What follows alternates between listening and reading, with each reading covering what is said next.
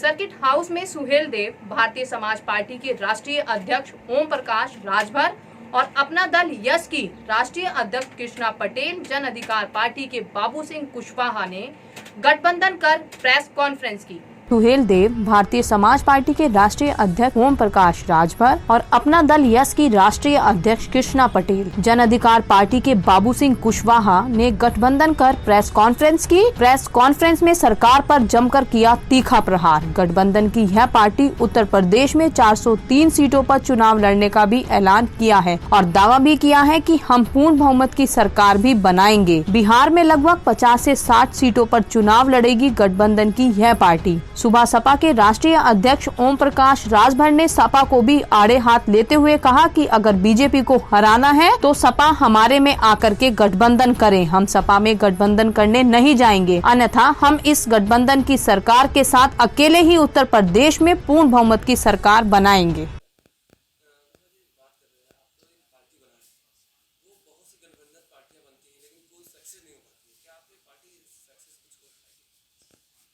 देखिए, हम लोगों ने भागीदारी संकल्प मोर्चा का गठन किया है। आपके सामने ओम प्रकाश राजभर जी बैठे हुए हैं, सुहेल देव भारतीय समाज पार्टी, श्रीमती कृष्णा पटेल जी बैठी हुई हैं जो अपना दल की हैं, मेरी जन अधिकार पार्टी है, बाबूराम पाल जी हैं, आदरणीय प्रेमचंद बिंद जी हैं, प्रेमचंद प्रजापति जी हैं, रामधनी बिंद जी हैं, रामकरण कश्यप जी हैं और अनिल चौहान जी हैं।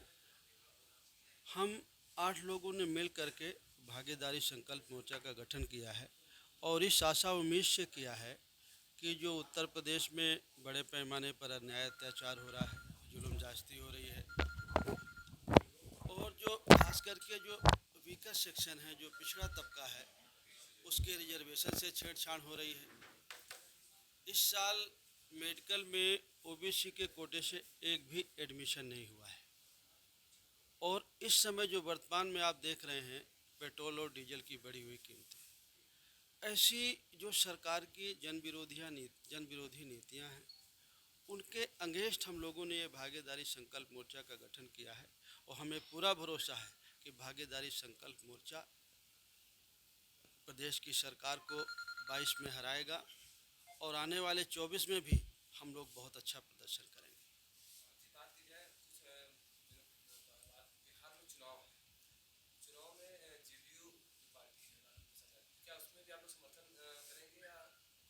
देखिए, बिहार में हमारी भी पार्टी है और सुहेल देव भारतीय समाज पार्टी है। हम लोगों ने बहुत काम तो नहीं किया, लेकिन कुछ काम है हमारा। तो हम लोग देखेंगे कि जो लोग भारतीय जनता पार्टी और नीतीश कुमार को जो हरा सकते होंगे, उसको हम समर्थन के बारे में सोच सकते हैं। कितने मतलब आपके जो बहुमत से हम लोग करेंगे, किस तरह से चुनाव करेंगे? हम पूरी सीटों पर यहाँ चुनाव लड़ेंगे, पूरी 403 सीटों पर पूरी मजबूती के साथ लड़ेंगे और हमारा गठबंधन विजयी होगा। क्या मुद्दा लेके आप लोग चुनाव में होगा? जिस तरह से बीजेपी नहीं सुन रही है, किसी भी महंगाई देखिए, मुद्दा तो मैंने आपको शुरुआत में ही बता दिया कि सरकार की जो जन विरोधी नीतियाँ हैं और कोई एक नीति नहीं है। जिस दिन से सरकार बनी उसकी सारी नीतियाँ, खास करके इस देश के जो वीकर सेक्शन के लोग हैं, पिछड़े हैं, दलित हैं, अकलियत हैं, इनके अगेंस्ट उनकी सारी पॉलिसियाँ हैं। इन्हीं सारी चीज़ों को लेकर के हम चुनाव में जाएंगे। और अगर आप पुराने उनके वादे देखिए तो कभी वो कहते थे 15 लाख देंगे, कभी कह रहे थे 2 करोड़ नौकरियां देंगे। इस लॉकडाउन में लगभग 12 से 15 करोड़ नौकरियां लोगों की चली गई। नोटबंदी में भी लगभग 1.5 से 2.5 करोड़ के बीच में नौकरियां गई थी। कहाँ उन्होंने रोजगार देने की बात कहा था, कहाँ उन्होंने इतनी नौकरियां, लगभग 15 करोड़ नौकरियां उन्होंने ले ली, सारे विभाग बेच दिए उन्होंने। इस लॉकडाउन में भी बुंदेलखंड का बिजली विभाग, कानपुर का, बड़े पैमाने पर बहुत जगह के बिजली भी बेच दी उन्होंने और लगातार सरकारी चीज़ों को, सरकारी संपत्ति को बेचते जा रहे हैं।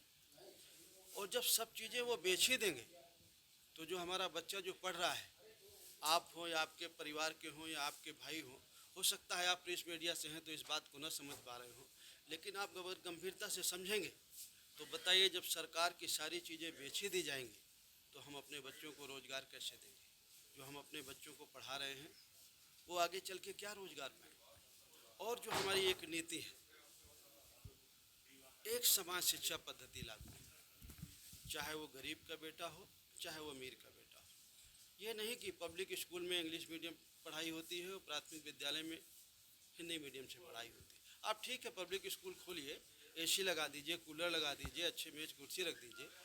प्राथमिक विद्यालय में नहीं सुविधा है तो आप नीचे बैठा दीजिए, ना कुर्सी में दीजिए, लेकिन पाठ्यक्रम एक चलाइए, चाहे वो गरीब का बच्चा हो चाहे अमीर का बच्चा हो। एक पढ़ाई पढ़े ताकि जब वो आगे चल के कंपटीशन में जाए तो उसको ये सोचने का मौका ना मिले कि मैंने ये पढ़ा नहीं है। इसलिए हम चाहते हैं एक समान शिक्षा पद्धति लागू। आप इस सरकार में रहे हैं, हाँ हाँ, तो आपने ये व्यवस्था पहले क्यों नहीं लागू की? देखिए मैं सरकार में रहा हूँ, मैं एक मिनिस्टर रहा हूँ, मैं मालिक नहीं रहा हूँ, हैं? मैं मालिक नहीं रहा हूँ, मैं मिनिस्टर रहा हूँ, मैं किसी के अंडर में था, हैं? आज हम लोग एक नई शुरुआत कर रहे हैं और हम जितने लोग शुरुआत कर रहे हैं हम उस विचारधारा के लोग हैं। हम चाहते हैं कि ऐसा होना चाहिए, इसलिए जब हमें मौका मिलेगा हम लोग करेंगे। इस समय जब कोरोना महामारी फैली हुई है और चीन से संभावित युद्ध का खतरा है, ऐसे में इस गठबंधन का मकसद क्या, उद्देश्य क्या है?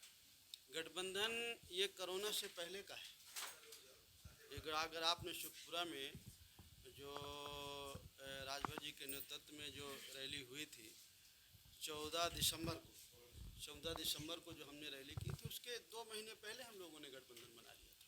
ये खाली कोरोना और चीन का वो नहीं है। चीन में बॉर्डर में LAC में हमारे बच्चे शहीद हुए हैं। हम लोगों ने 22 तारीख को जब धरना दिया तो हमने सबसे पहले उस धरने को हमने शोक सभा के रूप में कन्वर्ट किया। और आज भी हम आपके माध्यम से ये कहते हैं कि जो हमारे बच्चे शहीद हुए हैं हम सब उनके साथ हैं, उनके परिवार के साथ हैं और हम उनको श्रद्धांजलि देते हैं। और जब भी कभी हमें इस लायक समझा जाएगा हमारी पार्टियां, हमारा गठबंधन उनके परिवार के साथ हमेशा खड़ा रहेगा। लेकिन जो सरकार की जन विरोधी नीतियाँ हैं और जिससे सरकार ध्यान भटकाना चाहती है, पेट्रोल और डीजल की कीमतें शून्य हैं अंतर्राष्ट्रीय बाजार में। कांग्रेस के ज़माने में 130 रुपया, 140 रुपया, 170 रुपया बैरल थी। तब डीजल पेट्रोल की कीमतें 55 रुपया, 60 रुपया, 65 रुपया थी।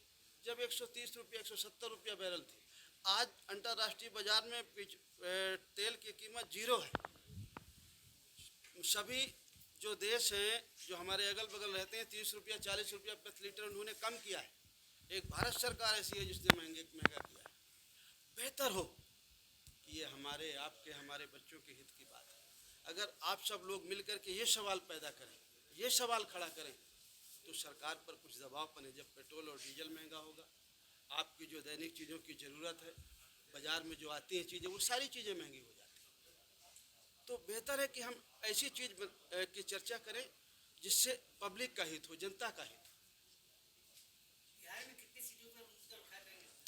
बिहार में हम लोगों ने 10-12 ज़िले पे तैयारी की है। अब हमारी बात होगी राजभर जी की और हमारी कोशिश है कि हम लोग कम से कम नहीं तो दोनों लोग मिलके 50-60 सीटों पर हम लोग लड़ें।